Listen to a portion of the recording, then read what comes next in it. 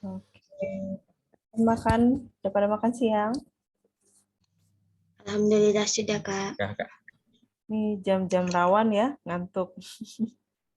Habis makan, matahari terik lagi ya. Ya udah, cobaan.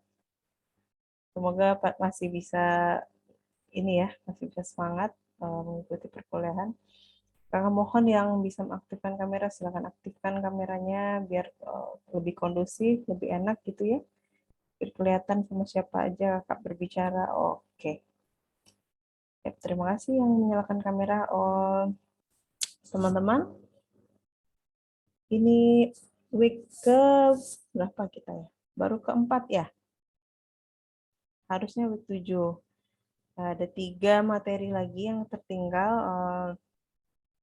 Kita karena sudah deadline-nya ya, jadi ini sudah tanggal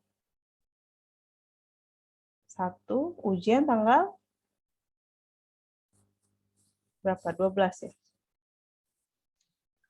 Iya, Kak. Sekitar 12 kalau nggak salah, Kak. Ya, udah mepet ya. Jadi untuk kelas mungkin tidak akan memungkinkan. Jadi materi UOTS itu akan kakak ambil dari yang kakak ajarkan saja. Maksudnya yang secara langsung kakak ajarkan berarti dari transformasi evolusi ekonomi politik Amerika Serikat, terus yang kedua neoliberalism, dan yang terakhir yang ini materi tentang aktor-aktor dalam ekonomi politik Amerika Serikat. Nah, yang untuk 3 materi selanjutnya akan kakak bayarkan setelah UTS. Nanti kita carikan solusinya seperti apa. Jadi untuk UTS teman-teman fokus saja mempelajari 3 materi yang tadi kakak sebutkan ya, biar tidak kesulitan, karena kalau kakak mepet-mepetkan jadwal pengganti untuk week ketika teman-teman UTS takutnya tidak maksimal juga ya. Jadi ya supaya tidak ada yang terzolimi, maka UTS prepare aja dengan materi yang telah kakak jelaskan gitu. Oke. Kita mulai. Sebentar, share screen dulu. Oke.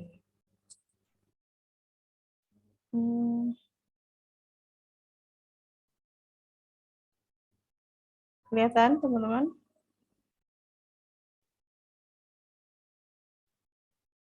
Bismillah. Kelihatan.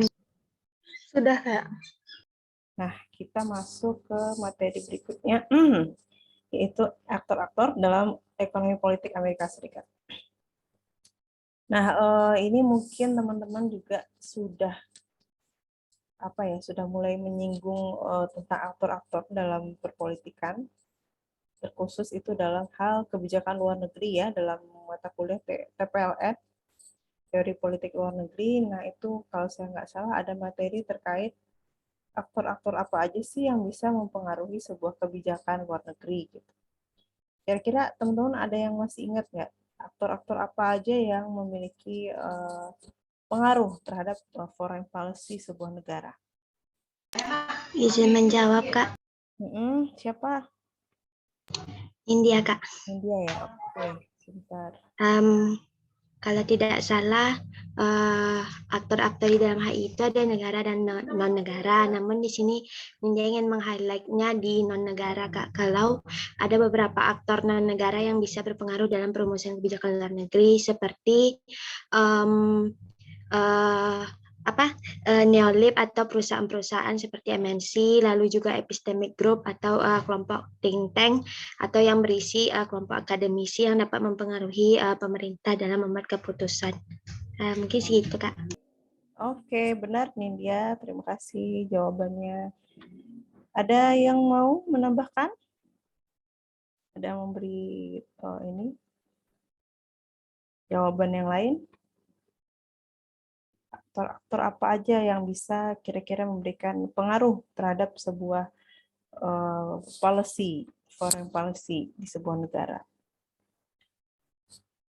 Ayo, di TPLN udah dipelajarin ini seharusnya. Ada yang tahu? Apa? Kebanyakan makan ya tadi ya? Ngantuk.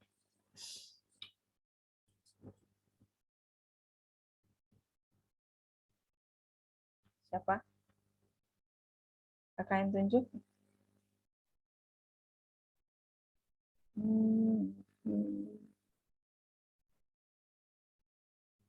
Dedi Kurniawan ada?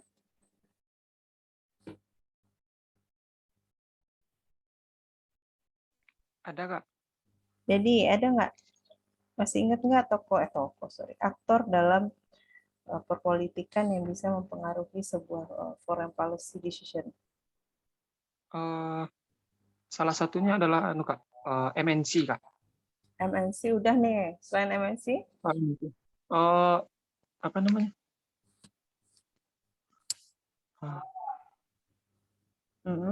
Aktor London. Siapa? Apalagi selain MNC? Sebentar, Kak. Atau ada yang mau bantu jawab dulu? Organisasi internasional, Kak. Oke, international organization.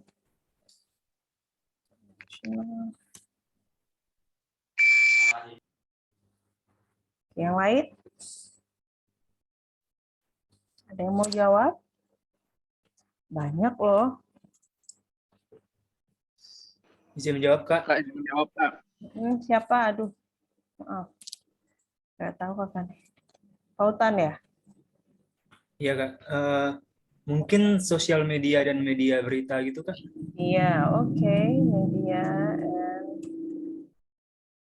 sosial media. Oke. Kalau public opinion, Kak? Oke, benar. Public opinion.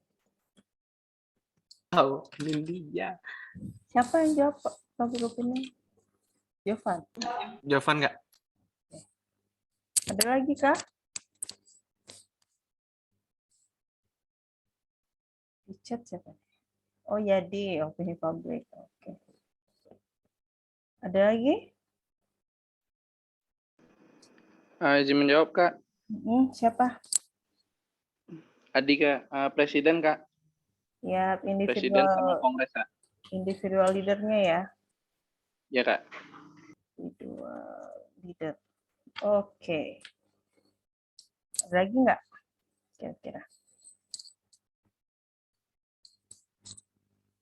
Nah, kurang lebih ada 6 ya di sini ya. Mungkin masih ada lagi yang belum kita. Kelompok kepentingan. Oke. Group interest. Interest group.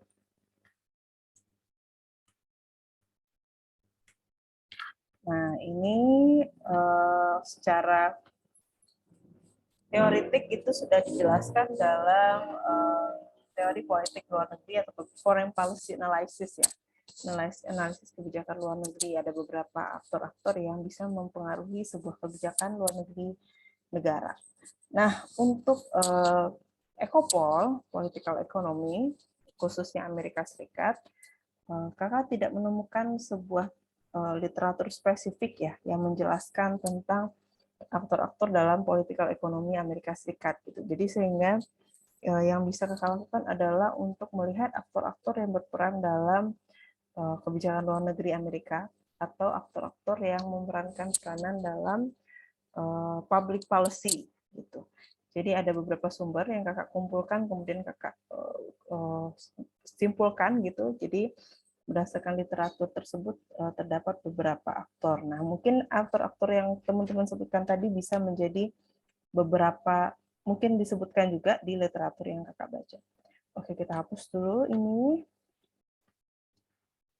Oke, kita masuk ya. Jadi pembahasan kita di minggu ini adalah bahas tentang siapa sih sebenarnya yang menjalankan atau memerintah, who really rules the political economy of US gitu. Siapa sih yang memainkan peranan dominan dalam ekonomi politik Amerika Serikat? Nah, ini dijawab oleh beberapa scholar, beberapa pakar ya. Dan kemudian Kakak kumpulkan sehingga terdapat 5 aktor yang 5 penjelasan atau 5 perspektif yang mencoba untuk menjelaskan aktor apa yang berperan gitu. Yang pertama itu ada pemikiran majoritarian electoral democracy, atau dia memiliki pemikiran yang sama dengan tulisan yang bahas tentang public opinion, tadi udah disinggung juga ya, opini publik.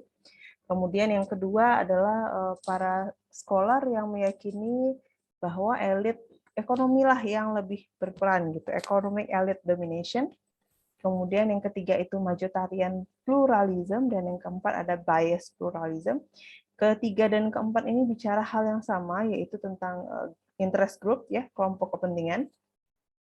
Tapi dia punya pandangan yang berbeda. Ketika yang majoritarian pluralism meyakini bahwa setiap kelompok-kelompok kepentingan itu memiliki power atau pengaruh yang hampir sama. Maksudnya mereka punya kekuatan yang tidak ada yang mendominasi gitu. Mereka berada di level yang sama, sehingga tapi perbedaannya dengan bias pluralism adalah dalam bias pluralism mereka meyakini meskipun ada kelompok-kelompok kepentingan lain yang berperan dalam pemerintahan, tapi bagaimanapun kelompok yang paling dominan perannya adalah kelompok industri, kelompok pebisnis gitu, kelompok economic elite tadi. Nah, kemudian yang terakhir itu adalah kelompok epistemik ya, tadi juga udah disinggung, atau biasa juga disebut dengan think tank. Nah, 5 ini akan menjadi pembicaraan kita, diskusi kita lebih lanjut di pertemuan kali ini. Oke, kita mulai dulu dari majoritarian electoral democracy ya. Atau public capaian pertemuan ini adalah teman-teman bisa memahami bagaimana sih politik ekonomi khususnya dari Amerika Serikat itu bekerja, dan bisa membantu kita untuk melihat sebenarnya demokrasi atau tidak demokrasikah sebuah proses kebijakan diambil ya di Amerika Serikat, seperti itu. Nah, kita masuk ke majoritarian electoral demokrasi atau public opinion. Nah, karena ini ada konsep demokrasi di sini ya, ada electoral demokrasi. Di sini diyakini bahwa setiap kebijakan atau kebijakan publik yang dikeluarkan oleh pemerintah Amerika Serikat itu merupakan hasil dari collective will, ya, hasil keinginan kolektif dari masyarakat, gitu, the average citizen, masyarakat pada umumnya. Nah, karena mereka di-empower dengan adanya election, ya, adanya pemilu yang berjalan secara demokratis. Bahkan ada scholar, ada penteori yang menyebutkan bahwa ini namanya Tocqueville, yang menyatakan bahwa American majorities as omnipotent atau tyranny of the majority. Jadi dia membenarkan bahwa people power atau kekuatan masyarakat itu adalah sesuatu yang nyata keberadaannya di perpolitikan Amerika Serikat. Nah, hal ini paralel atau membenarkan apa yang disampaikan oleh Abraham Lincoln, yang menjelaskan bahwa pemerintahan menurut dia adalah of people, by people, and for people. Jadi dari people, oleh people, dan untuk people. Jadi yang paling berperan dan yang sangat berpengaruh itu adalah people gitu, dalam sebuah masyarakat demokrasi. Karena tadi sistemnya demokrasi, ya, electoral demokrasi, ada pemilu yang berjalan secara demokratis, maka pandangan atau kebijakan preferensi dari para citizen ini, misalnya masyarakat itu saat ini surveinya menyatakan masyarakat Amerika Serikat menganggap bahwa isu migran adalah isu yang mengancam. Nah, itu akan menjadi pertimbangan penting bagi para pemangku kebijakan. Nah, bagaimana pendapat publik terkait sebuah isu kayak gitu. Nah, hasil penelitian membuktikan bahwa 62% dari kebijakan luar negeri Amerika Serikat itu berubah atau mengalami perubahan dengan arah yang sama sesuai dengan perubahan opini publik. Jadi kebijakan luar negeri Amerika Serikat itu menyesuaikan gitu dengan opini publik yang berkembang pada masa itu. Dan angkanya lumayan signifikan, yaitu 62%. Nah, ini juga ada statement ya yang kakak kutip bahwa dalam sebuah masyarakat politik yang demokrasi, opini publik itu menjadi sesuatu yang penting bagi seorang pemimpin ya. Jadi pemimpin democratic leaders itu dia sensitif terhadap opini-opini publik. Karena dia harus mengantisipasi electoral punishment atau hukuman elektoral yang bisa mereka dapatkan dan tidak dipilih lagi gitu loh untuk kedua kalinya berada di kekuasaan. Jadi mereka aware dan sadar betul dengan arah opini publik. Publik tuh maunya seperti apa. Kayak gitu. Nah, jadi aktor pertama yang memainkan peranan penting dalam ekonomi politik di Amerika Serikat yaitu adalah public opinion. Nah, kita masuk ke case ya. Ada nggak sih bukti yang menunjukkan bahwa opini publik itu benar-benar mengarahkan kebijakan? Ini ada 2 contoh, teman-teman. Kalau bisa lihat gambar yang pertama, kira-kira peristiwa apa? Ada yang tahu?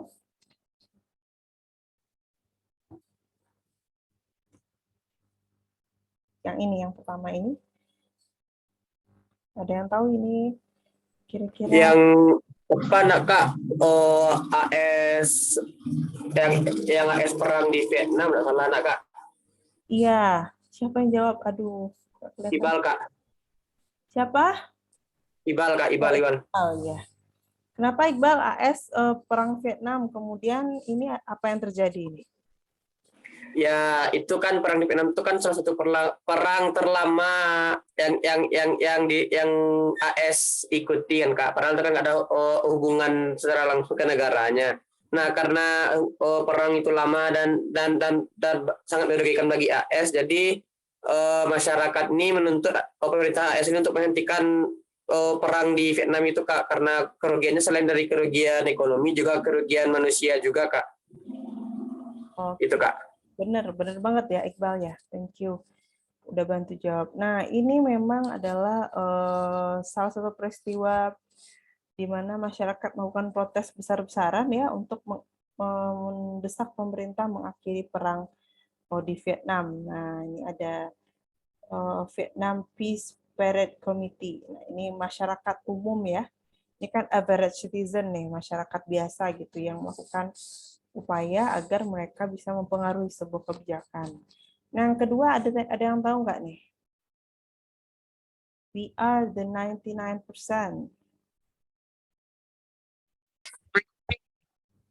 Apa? Ada yang jawab tadi?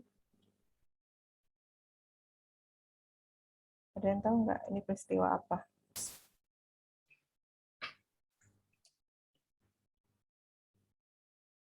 Ada? Ini the Occupy Wall Street, ya. Jadi ada sebuah gerakan mengokupasi Wall Street, ya. Jadi tidak boleh ada orang yang masuk ke area Wall Street itu, sehingga berhenti ya aktivitas selama berapa lama ya kakak juga nggak ingat nih. Nah itu terjadi pada tahun kalau nggak salah 2011 atau 2012 kak. Lupa ingat. Nah, ini adalah sebuah gerakan yang dilakukan oleh masyarakat sipil ya, masyarakat biasa Amerika Serikat yang turun ke jalan, kemudian mereka menyuarakan tentang inequality ya, income inequality, ketidaksetaraan hasil yang mereka dapatkan ya, pendapatan. Nah, jadi mereka mengklaim bahwa Amerika Serikat itu kekayaannya hanya didominasi oleh para banker ya yang merupakan 1% dari total populasi, sehingga 99% lainnya itu berada dalam keadaan yang memprihatinkan, tidak sebanding dengan kekayaan yang dimiliki oleh para banker atau para pemilik pengelola finansial industri yang mereka menikmati kekayaan luar biasa Amerika Serikat, dan itu hanya 1% dari total populasi Amerika. Nah, income inequality lah menjadi isu utama mereka yang disuarakan pada masa itu. Nah, ini adalah salah satu contoh ya bagaimana people power, bagaimana opini publik, kemudian akhirnya bisa mengubah atau mengarahkan kebijakan yang diambil oleh Amerika Serikat. Oke, sampai sini paham yang public opinion atau mayoritan demokrasi. Paham, Kak. Oke, kita masuk ke yang kedua, yaitu economic elite. Nah, dari namanya aja udah kebayang ya, kira-kira ini aktornya seperti apa. Dominated by individuals who have substantial economic resource. Ya. Jadi ini orang-orang yang berada di kelas level ekonomi ke atas ya, yang memiliki sumber daya substansial. Nah, dalam tulisannya, si Wright Mills menyatakan bahwa ini adalah kelompok-kelompok kelas ke atas ya, the upper class, very rich, corporate executive. Nah, orang-orang yang memang memiliki pemilik modal lah ya, kalau bahasa Marxisnya ya. Nah, cara yang dilakukan oleh kelompok-kelompok economic elite ini untuk mempengaruhi pemerintahan adalah mempengaruhi kebijakan pemerintah dengan cara bisa melalui foundation ya. Kalau orang-orang kaya ini kan biasanya punya foundation ya, kayak Tanoto Foundation, apalagi Sampurna Bill Gates and Melinda Foundation. apa? Bill Gates Foundation, Kak. Ya, Bill Gates Foundation, Habibie juga ada ya, Habibie Foundation. Jadi memang punya foundation yang bisa digunakan untuk apa ya, sebagai alat politik mereka lah untuk mempengaruhi pemerintah gitu. Bisa juga dia punya lembaga riset nih, think tank. Nah, punya lembaga-lembaga riset yang dia gunakan untuk mengarahkan atau membenarkan wacana yang dia sampaikan gitu. Atau aparat-aparat lainnya yang bisa membangun atau membentuk opini publik. Kemudian juga bisa melalui para lobby ya, dengan menunjuk orang-orang untuk melakukan lobby terhadap pemerintah. Kemudian juga ada politisi-politisi yang memang mereka danai. The politician that they finance ya, yang mereka biayai gitu. Nah, ini ada kutipan nih yang bilang bahwa the US Constitution ya, perundang-undangan yang ada di Amerika Serikat itu was to protect private property ya. Mereka ada kecenderungan memproteksi kepemilikan private dan lebih lebih mengakomodir kepentingan ekonomi dari kelompok-kelompok kaya ketimbang dari kepentingan ekonomi kelas menengah ke bawah yang merupakan mayoritas sebenarnya. Nah, itu. Teman-teman masih ingat mungkin pertemuan minggu lalu ketika terjadi perubahan ya, deregulasi financial sector ketika neolib muncul, kan kebijakan-kebijakan yang dikeluarkan pemerintah itu cenderung pro terhadap private ya, pebisnis ketimbang dengan pro terhadap masyarakat. Nah, mungkin itu bisa menjadi contoh bagaimana elit ekonomi memainkan peranan dalam mendominasi ekonomi politik di Amerika Serikat. Ini ada dua case. Kakak masukkan di sini. Oh, sorry. Case yang pertama itu tentang climate change, sedangkan yang kedua itu tentang invasi Amerika Serikat ke Irak ya, pada tahun 2003 kalau nggak salah. Oke, nah climate change policy conflict in the US. Nah, Amerika Serikat kan pada masa Donald Trump memutuskan untuk keluar dari Paris Agreement ya. Nah, keputusan Amerika Serikat untuk keluar dari Paris Agreement bukanlah sebuah keputusan yang tiba-tiba muncul ya. Itu merupakan hasil dari campur tangan atau pengaruh dari beberapa pihak yang salah satunya adalah economic elite ya, elit ekonomi yang berkepentingan di sini. Nah, elit ekonomi apa aja yang berkepentingan? Bentar Kak buka. Muncul, kelihatan, teman-teman?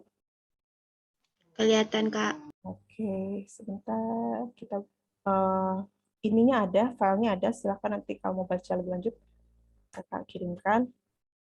Oke, siapa aja sih yang berperan atau memainkan peranan di sini? Ini ada media dan public opinion. Nah, ini dia. industry and interest group opposition. Nah, fossil fuel lobbying, corporate political activity, corporate state relation. Nah, ini data yang menunjukkan bahwa ada lobby-lobby yang dilakukan oleh para pemilik industri yang terkait dengan perjanjian Paris Agreement, dan mereka lebih cenderung agar Amerika Serikat untuk tidak ikut ya dalam Paris Agreement gitu. Nah,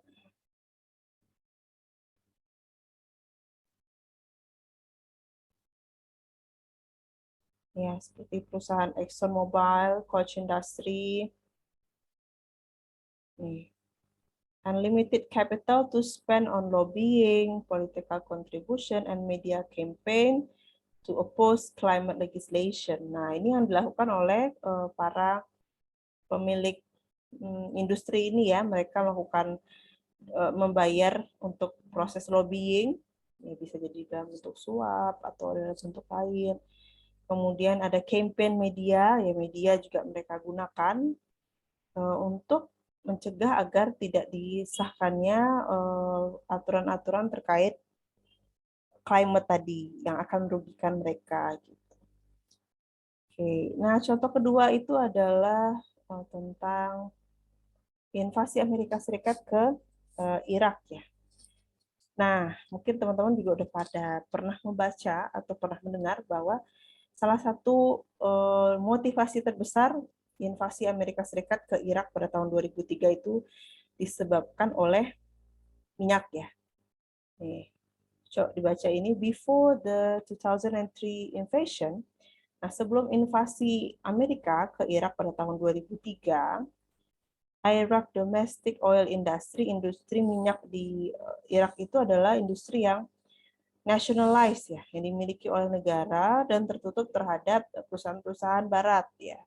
Tapi setelah terjadinya invasi, it is largely privatized, mereka sudah diprivatisasi dan utterly dominated by foreign firms dan didominasi oleh perusahaan-perusahaan asing. Nah, perusahaan asing apa? Ya, kayak ExxonMobil, Chevron, BP, and Shell, perusahaan-perusahaan minyak terbesar di barat itu telah mendominasi di Irak. Nah, gitu. Jadi memang ini adalah apa ya? Permasalahan politik itu tidak bisa dilepaskan dari yang namanya economic aspek ya, di mana akan ada economic elite yang berperan di belakangnya gitu. Nah, the war is the one and only reason for this long sought and newly acquired access. Jadi perang itu ya menjadi alat untuk menciptakan akses ini, akses mereka untuk mendapatkan sumber pasarnya minyak di Irak gitu ya, sumber daya minyak yang ada di Irak. Oke, kita masuk ke aktor yang ketiga. Sampai sini paham teman-teman? Aktor yang pertama dan yang kedua? Paham, Kak? Paham ya. Kalau terlalu cepat atau ada yang mau ditanyain, di ini aja, di interupsi aja. Oke, kita masuk ke yang berikutnya sebentar.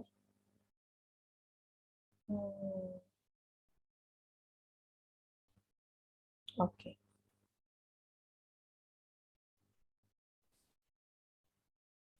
Nah, yang berikutnya itu, Yang berikutnya itu adalah majoritarian pluralism, kelompok-kelompok kepentingan. Nah, ini menurut James Madison, dalam pembuatan kebijakan ekonomi politik yang ada di Amerika Serikat, itu terdapat faksi-faksi ya, faction, kelompok-kelompok gitu.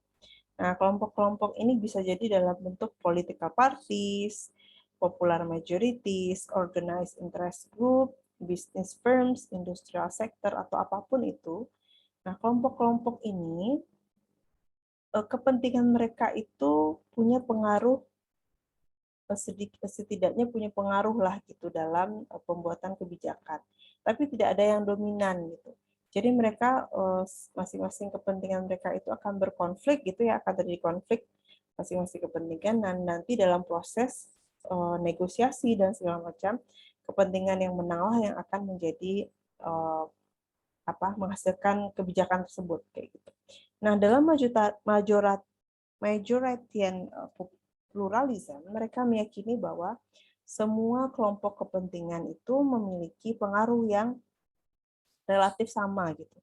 Semuanya bisa berperan lah mempengaruhi kebijakan.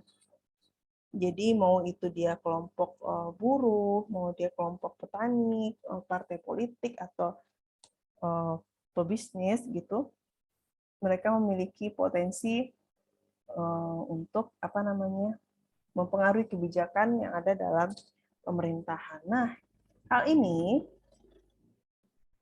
berbeda dengan yang disampaikan oleh bias pluralism ya. Nah, dalam bias pluralism, dia meskipun ya kelompok-kelompok kepentingan itu memang memiliki porsi dalam mempengaruhi kebijakan, tapi dia meyakini baik itu ketika terjadi konflik kepentingan antar kelompok-kelompok kepentingan, kelompok yang akan menang itu adalah selalu corporation and business and professional association. Karena apa? Karena mereka memiliki privilege position.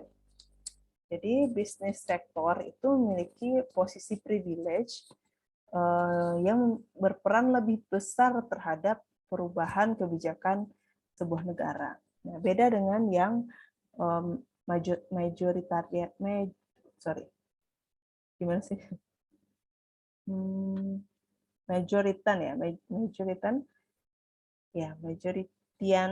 pluralism gitu. Nah, kemudian the evidence clearly indicate. Nah, jadi dia berpendapat seperti ini karena bukti-bukti yang ada menunjukkan bahwa kebanyakan para pelobi dan kelompok-kelompok kepentingan yang dominan yang ada di Amerika Serikat itu mereka merepresentasikan kepentingan-kepentingan dari perusahaan gitu. Sedangkan kalau kelompok-kelompok orang yang miskin atau pekerja biasa atau gerakan labor movement itu mereka tidak memiliki dominasi yang cukup signifikan dalam perpolitikan, gitu, cenderung lebih lemah dibandingkan dengan yang dimiliki oleh kelompok pebisnis tadi. Hingga akhirnya dalam konflik kepentingan pemilik bisnis itu cenderung lebih sering menang lah gitu. Menurut bias pluralism. Oke. Kita masuk ke epistemic communities ya, atau think tank. Nah, sudah sering dengar kali ya think tank. Ini dari tulisannya Peter Haas ya, kalau teman-teman mau cari Peter Haas, dia bahas tentang epistemic community, yaitu kelompok-kelompok pemikir ya, biasanya isinya orang-orang yang expert ya, expertise, para scholar gitu, para pakar-pakar yang melakukan penelitian dan mereka mendapatkan akses dalam sistem politik dengan tujuan untuk mempengaruhi kebijakan gitu. Nah, idealnya think tank ini seharusnya independen ya. Maksudnya dia objektif. Jadi penelitian yang dihasilkan itu memang menunjukkan realita, memang empiris lah ya, sesuai dengan kajian akademis.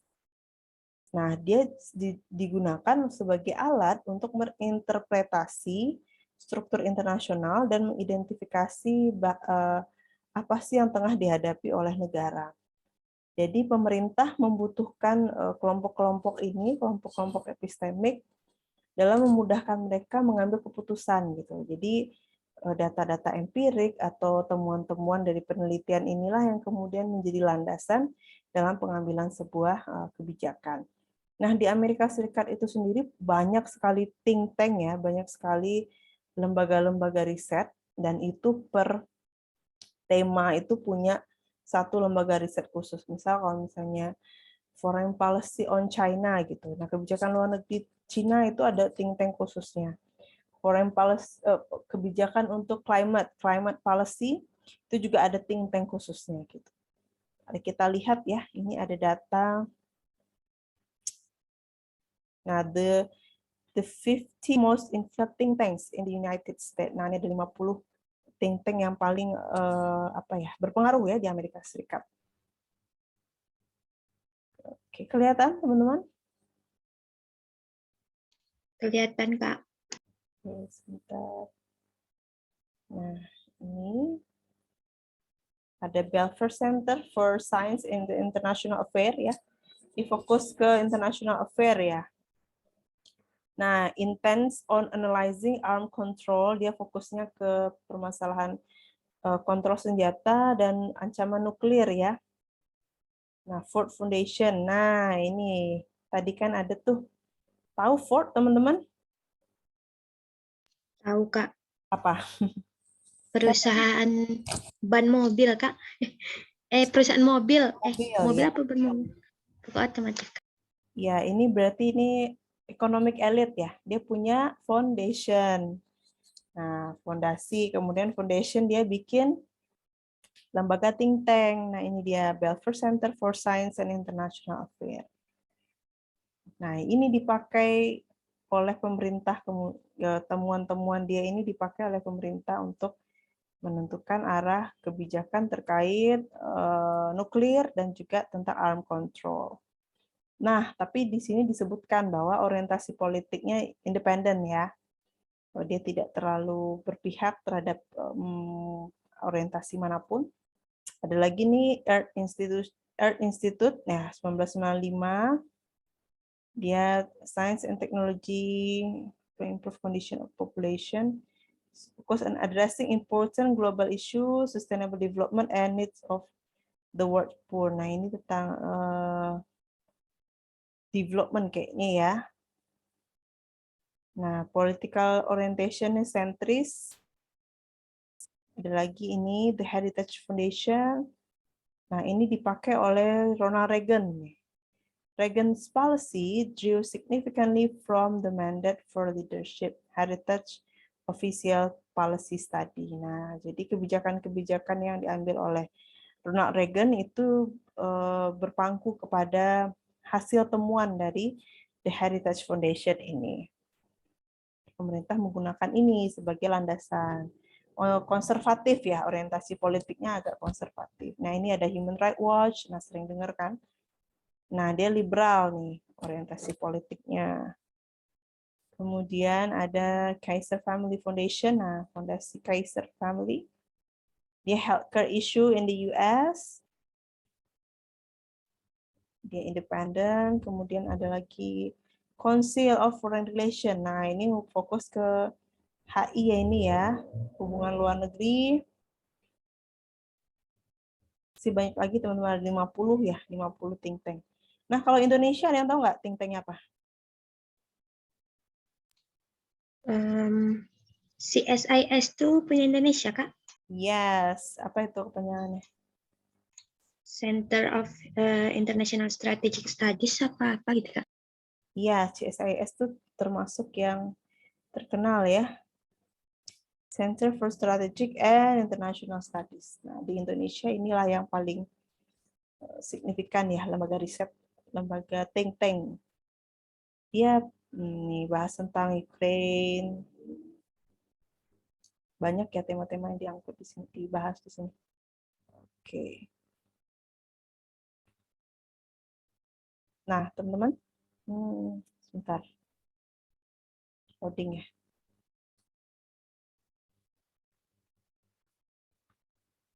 Stop share dulu biar tidak ngadat ya. Oke. Nah, ini ada tabel ya. Tabel ini menunjukkan perbedaan dari masing-masing yang kakak jelasin tadi, tapi dia nggak bahas tentang kelompok epistemik ya. Dia hanya bahas majoritarian electoral democracy, economic elite, kemudian majoritarian pluralism, kemudian juga bias pluralism. Nah, bisa dilihat di sini teman-teman ada tab di kolom berikutnya ini ada average citizen, economic elite, nih aktor-aktornya ya. All interest group, mass interest group, and business interest group. Nah, Y, kalau Y itu berarti dia independent influence, berarti signifikan ya pengaruhnya ya. Kalau Y besar, kalau Y kecil ya bisa berpengaruh tapi tidak terlalu substansial gitu. Kalau N itu dikit atau tidak memiliki pengaruh. Gitu. Nah, kalau dalam pandangan majoritarian electoral democracy, average citizen itu punya pengaruh yang substansial nih, Y-nya besar. Ya, sedangkan economic elite no atau little, yang kelompok-kelompok lain juga little ya. Kalau yang dominance by economic elite, yang economic elite ya masyarakat bisa lah mungkin Y kecil tapi economic elite tentunya besar, kelompok-kelompok kepentingan Y kecil, mass interest group kecil dan bisnis bisa gitu ya. Kalau majoritarian pluralism itu dia masyarakat bisa, elit ekonomi tidak, interest group iya besar, mass interest group iya besar lagi, business interest group iya. Bias pluralism itu kecil untuk average citizen, dia fokusnya ke business interest group ya. Nah ini. Oke teman-teman. Nah kalau kita bisa kelompokkan secara sederhana, sebentar.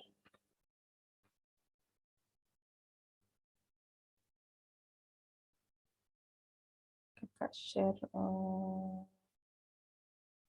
whiteboard ya. Nah, itu kalau kita bisa simpulkan, yang pertama aktornya adalah opini publik ya, publik berarti ya. Yang kedua elit. Elit ekonomi. Yang ketiga Kelompok majoritarian kepentingan ya. kepentingan. Nah, kelompok kepentingan ini terbagi dua. Kalau yang majoritarian dia all interest group ya. Terserah itu mau NGO, mau itu apa bisnis, kelompok kepentingan bisnis, mau itu kelompok petani ya, buruh gitu. Kelompok petani, buruh, atau kelompok kepentingan lainnya itu dia bisa berpengaruh.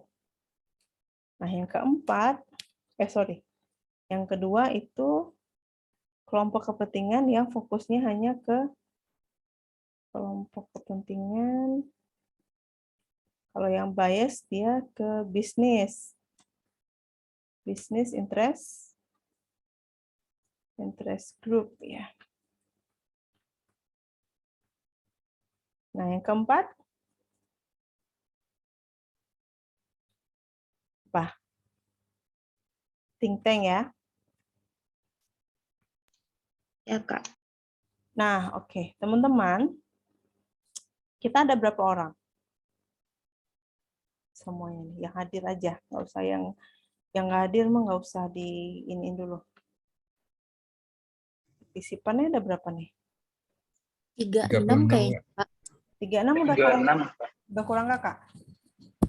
Udah, Kak. Nah, 36 ya. Nah, karena yang kelompok kepentingan yang bias itu dia business interest group dan itu bisa jadi beririsan sama elit ekonomi, ini kakak skip ya berarti. Nah, berarti yang ini ada 4 kelompok. Nah, kelompok yang pertama itu bahas cari contoh kasus di mana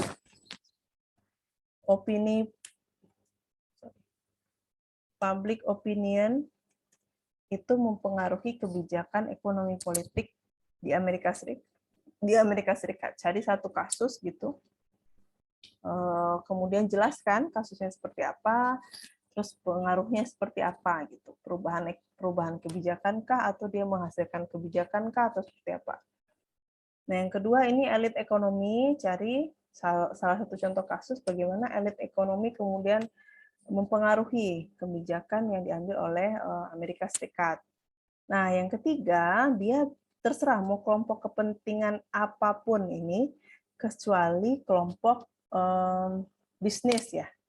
Berarti bisnis tidak dimasukkan di sini, karena takutnya akan beririsan atau hampir sama dengan yang dibahas di elit ekonomi. Bisa jadi kayak kelompok lobbynya Zionis, bisa. Atau apapun lah itu ya, yang teman-teman temukan.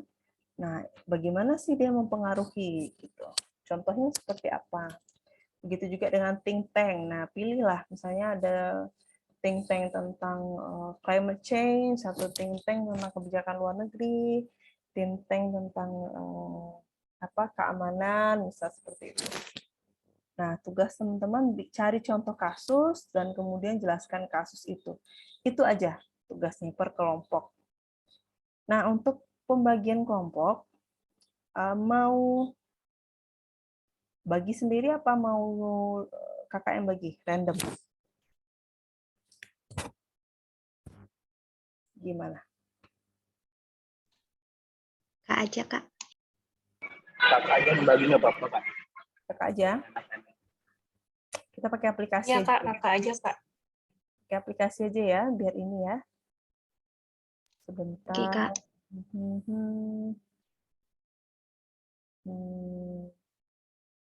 Kakak copy dulu nama-nama teman-teman semua. 36 ya. Bisakah di copy? Oh, nggak bisa ya?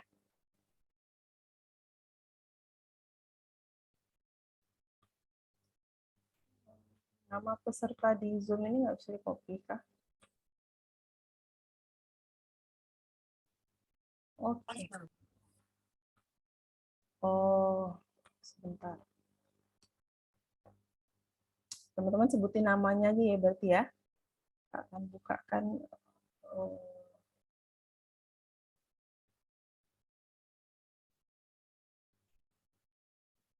apa ya nama aplikasinya? Sebentar, lupa.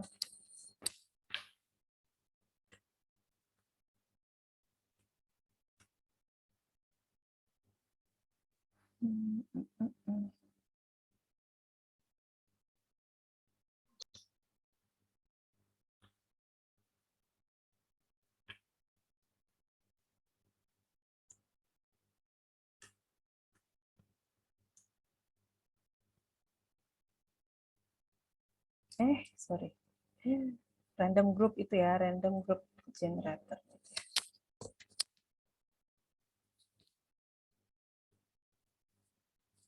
Oke, sebutkan nama-namanya. Yang kakak lihat nih ada Jovan, yang bisa kelihatan nama kakak aja ya. Jihan, Syafira, next, Fadila, Dina, Sherina, Farel, Faitan, Devi, Adi,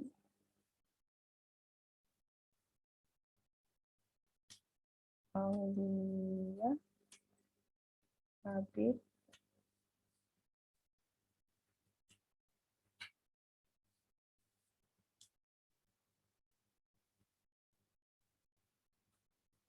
Ali,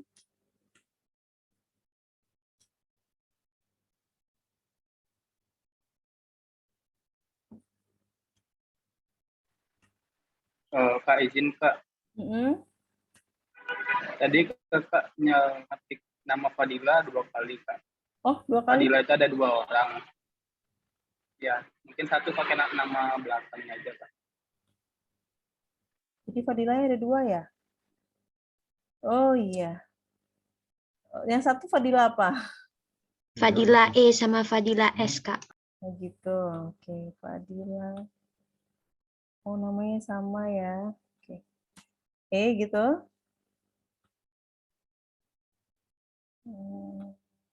Di atas. Oh, ini.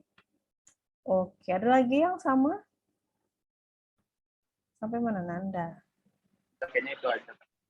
Yona, Oksana, dari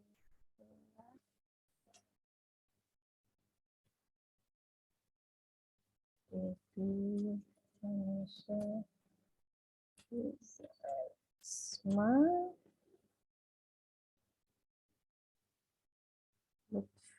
Lutfia, Nadia, Putri. Ada yang belum? Ini berapa nih?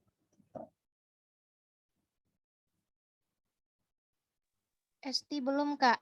Siapa? Esti, Kak. Belum ya?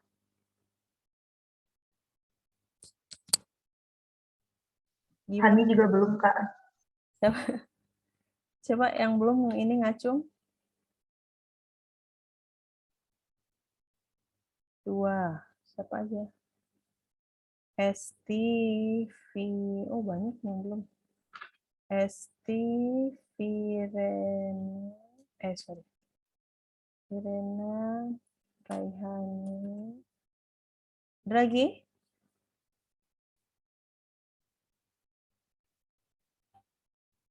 Habis? KMJ, boleh nanya KMJ? Yap, siapa yang nanya? Ibal, Kak. Ah, Ibal tadi ketiduran, Kak, jadi nggak tahu nama udah atau belum, Kak.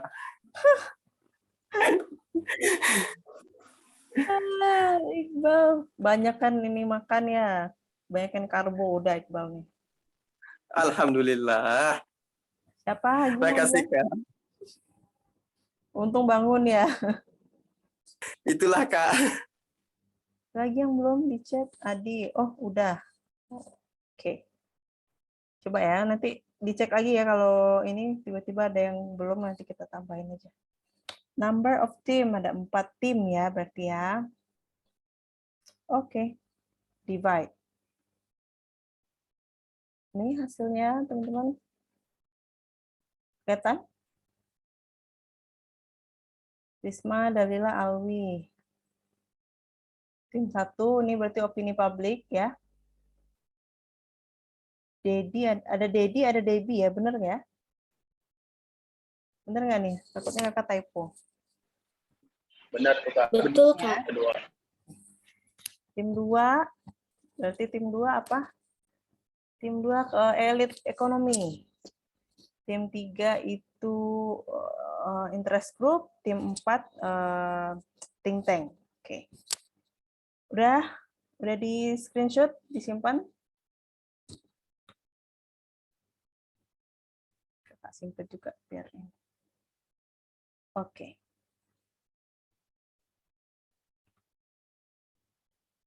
Oke, teman-teman. Nah, tugasnya teman-teman bikin di Padlet ya. Tahu kan Padlet ya? Udah pernah kan sama kakak Padlet? Belum, Kak. Hah? Belum, setahu Sherin, Kak. Belum, Kak. Yakin? Belum ya? Berarti kakak di kelas lain itu. Ini namanya Padlet. Ini. Belum pernah? Ini ada nih American Political Economy A. Ini kelas Ini kelas B, Kak. Ya, tadi pagi kakak di kelas A tanyain udah pernah Padlet belum? Belum Kak, dibilang gitu. Kakak kena tipu ya? Oh, sorry. Kita Dijawab ya. Oke. Tapi belum pernah ya? Kirain udah. Pakai akun yang lain dulu ya. Akun yang ini udah kebanyakan. Apa polling ini aja deh, kayaknya udah kakak pakai. Ini aja deh, dihapus.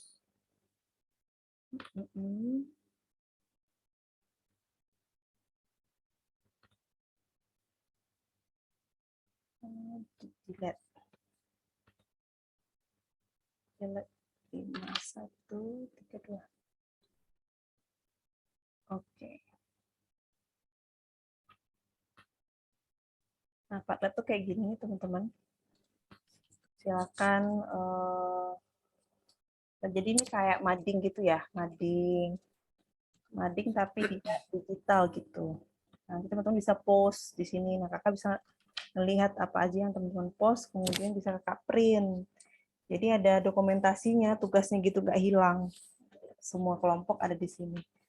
Berarti ini actors in the US political economy.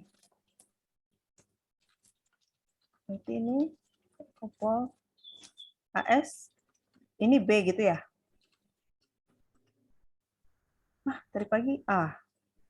Oke. Oh, sorry.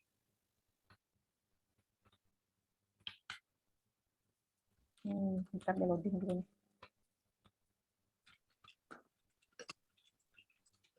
Kopol.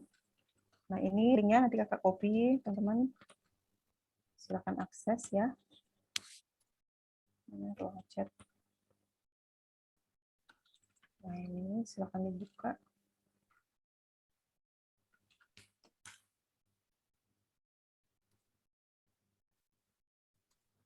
Nah, sorry. Bukan yang atas nih ya, yang ini, sorry. Nah, bisa komen, display name, oke. Oke, save. Begini ya. Nah, kakak kasih contoh dulu, teman-teman, kalau ini buat posting sesuatu di sini. Misal ini kelompok berapa? Kelompok 1. Kelompok 1 public opinion gitu ya. Public opinion in the US political economy. Jadi ini misal terserah mau masukin gambar bisa, mau masukin video juga bisa nih, ada link YouTube. Misalnya Occupy Wall Street tadi ya, ini ada Occupy Wall Street, masukin dia ngelink kok sama YouTube ya. Nah, ceritakanlah di sini Occupy Wall Street ada apa yang terjadi, nah, gambarkan peristiwanya gitu. Kemudian bagaimana, apa yang dia apa kepentingannya,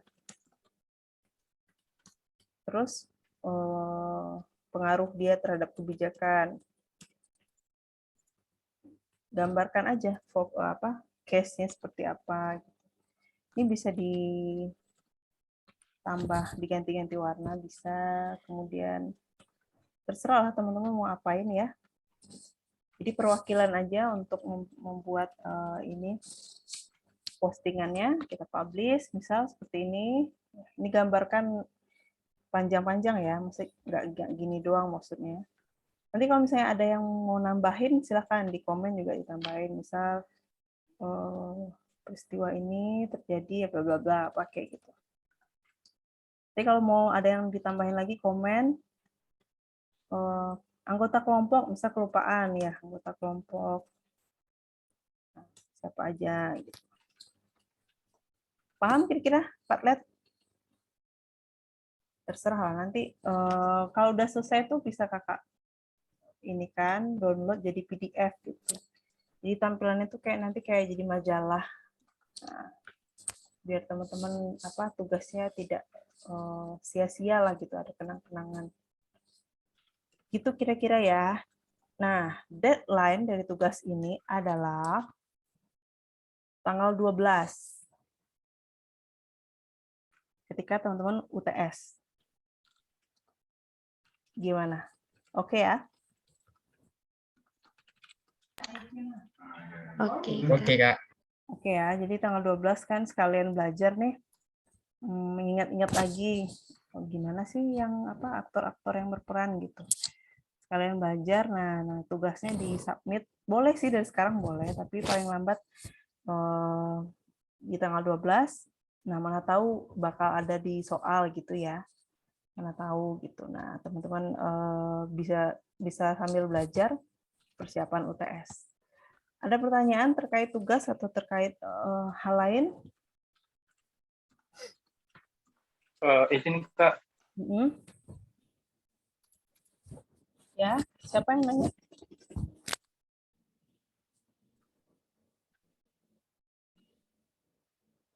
Ya, siapa yang nanya tadi? Izin Kak, Jadi ya, silakan. izin Kak. Saya Kak, untuk apa Kak, pertemuan perkuliahannya kan Kakak tiap pertemuan kan di record Kak. Boleh nggak Kak recordnya itu ntar kami minta Kak untuk belajar lagi. Iya. Iya kan, recordnya kan di laptop nih, kan harus kakak upload di Drive, kalau nggak di YouTube ya. Iya, memang bakal kakak iniin kok. Weekend ini ya teman-teman ya, Sabtu Minggu. Nah, Sabtu Minggu ini kakak isi semua filmnya. Berarti ada, kita di record semua ya, dari satu ya? Dari satu, dari dua dong. Ya, seingat. Jadi di record. Ada ya? Oke, nanti kakak cek deh. Ya ada kok tersimpan, tapi kakak belum upload. Memang belum upload ke ininya lama kan. Video soalnya agak gede. Nanti linknya kakak kirimin di Island. Oke, Adi ya. Ada lagi? Untuk absen ini kelas gimana Kak? Soalnya di Island kemarin absen. Belum ada ya? Ya emang Island belum kakak buka. Nah, untuk absen teman-teman weekend ini juga deh kakak iniin kakak bikin link ya, bikin link absen. Nah, teman-teman silakan diisi dari pertemuan 1 sampai ke berapa? 4 ya? Ya 4 ya sekarang. Nanti silakan diisi aja deh. Tidak akan terlalu ini menjadi apa namanya? Tidak terlalu kakak pusingkan lah gitu. Dalilah mau nanya? Oke Kak, Kak. Siap ya di. Iya Kak. Izin bertanya Kak, tadi untuk tugasnya gambarnya itu atau video itu dari kita atau boleh dari yang tadi orang lain gitu Kak, kita up di situ Kak, punya orang gitu Kak? Boleh dari orang lain juga boleh. Oh ya baik Kak. Berarti nggak perlu dari kita ya Kak? Enggak. Sebagai referensi aja, misalkan contoh kasus apa tadi? Contohnya Wall Street ya. Nah kan di peristiwa Wall Street tuh ada nggak ininya videonya untuk emphasize lah, untuk menekankan kembali gitu aja sih sebenarnya. Bisa pakai gambar, bisa pakai video, terserah teman-teman mau pakai media apa gitu. Baik Kak, terima kasih banyak Kak. Oke. Linknya udah di save ya teman-teman, udah disimpan supaya tidak kesulitan nanti. Kita kirim juga lah di WhatsApp grup kalau siapa tahu lupa. Oke, ada lagi yang mau bertanya? Berarti untuk UTS kita online seperti biasa ya, seperti masa pandemi kemarin UTS-nya masih online. Mau materi dari yang kakak ajarin aja, berarti ada 3 materi utama. Kemudian apa lagi ya? Mungkin itu ya untuk UTS, persiapan UTS. Jadwalnya sesuai dengan jadwal yang di portal. Teman-teman tentu rapi ya ketika mengikuti ujian. Kita mungkin pakai Island ya, seperti biasa gitu. Oke. Kalau tidak ada yang mau bertanya, kakak cukupkan ya. Matanya pada berat semua nih kayaknya. Silakan kalau mau istirahat. Mohon maaf lahir batin ya, teman-teman. Selamat memasuki bulan Ramadan. Mohon maaf kelasnya tidak maksimal. Banyak sekali yang di-cancel, tapi setelah UTS kakak usahakan kalaupun tidak materi, kalaupun tidak ketemu online seperti ini, kakak carikan cara agar materinya sampai lah gitu. Entah kalau melalui video kah atau melalui cara lain nanti gitu kita diskusikan. Semoga sehat selalu, Farel. Ada simpatisannya Farel ya di belakang. Sehat selalu. Semoga berkah ya Jumatnya, menjadi amal ibadah. Kelas kita hari ini bermanfaat ilmunya, ketemu lagi di mata kuliah pahit ya, insya Allah. Semoga nilai UTS-nya bagus-bagus, sampai nanti Amin. UAS juga hasilnya maksimal. Oke, Kakak tutup perkuliahan hari ini dengan mengucapkan alhamdulillahirrahmanirrahim. Assalamualaikum warahmatullahi wabarakatuh. Waalaikumsalam warahmatullahi wabarakatuh. Terima kasih, Kak. Banyak Kak, selamat puasa. Terima kasih Kak. Terima kasih, Kak. Maaf lahir batin. KKN ya meetingnya. Mohon maaf lahir batin KMJ. Ya, Iqbal. Sehat-sehat semua. KKN ya. Assalamualaikum. Waalaikumsalam, Kak. Waalaikumsalam.